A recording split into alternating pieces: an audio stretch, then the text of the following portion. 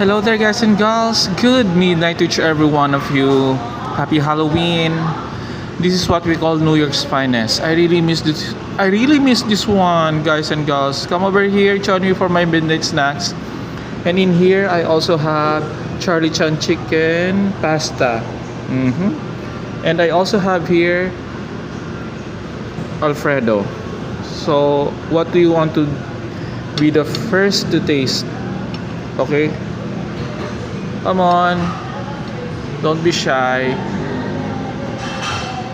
Be the first one to taste. Be the first one to bite. You know what, guys and girls? Last midnight, wasn't able to have my satisfaction on eating their combo. That's why I'm ordered for this not so quite heavy meal.